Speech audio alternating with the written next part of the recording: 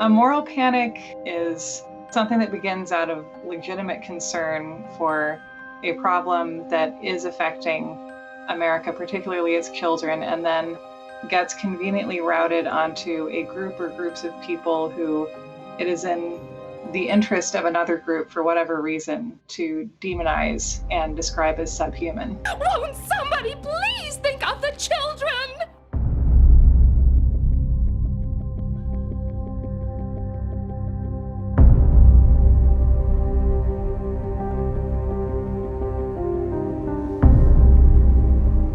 The Satanic Panic comes to mind as the one I'm best acquainted with. Is this a ridiculous notion, or is Satan rampant in rock? The Tipper Gore-led hearings about the dangers of rock and roll and heavy metal music. Some of the album covers are very explicit. In fact, they look like they should be in Playboy or Penthouse. So that includes the idea that Stairway to Heaven, if you play a certain part backwards, it'll say, "Here's to my sweet Satan." And I've reverse thread the machine, and I'm going to play that exact piece of tape backwards now. Okay, I live with Satan, exactly. I would say the original one is the Salem witch trials. This witch hunt is turning into a circus. She's the witch. Yeah, that's right. She's the witch.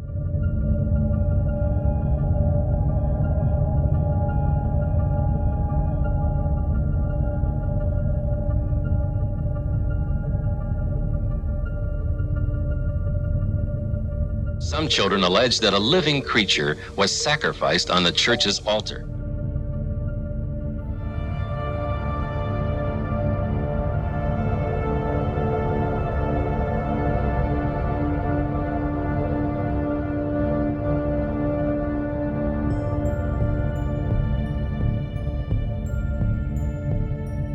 The therapist unintentionally coerced the children into fabricating stories of abuse. There's never been any proof that there was any kind of satanic ritual abuse or satanic cult activity in a daycare center.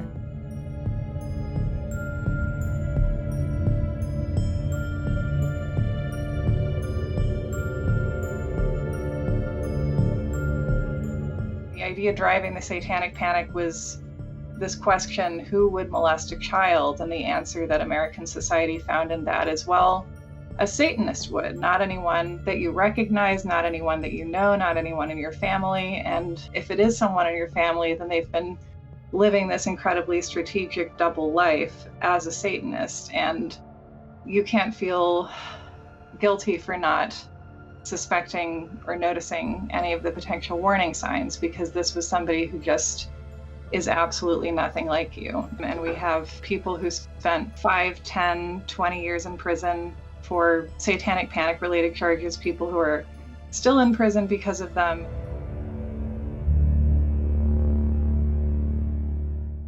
QAnon makes me think the Satanic Panic never actually ended. It just took a nice nap. Among the beliefs, Trump is fighting a cabal of Satan-worshipping elites that practice pedophilia and child sacrifice. QAnon began as an online phenomenon that spread through this entity or entities who describe themselves as Q, who would basically share little crumbs from their alleged high clearance understanding of the inner workings of the Trump White House. Let me ask you about QAnon. It is this theory that Democrats are a satanic pedophile ring and that you are the savior of that.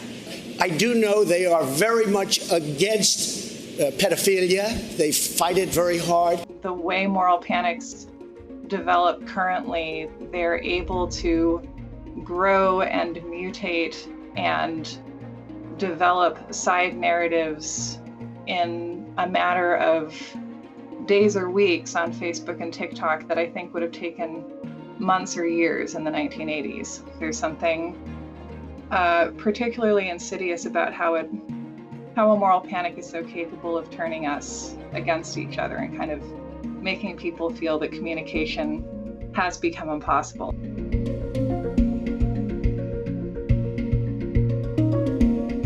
Have you guys been following 4chan, Q, any of that stuff?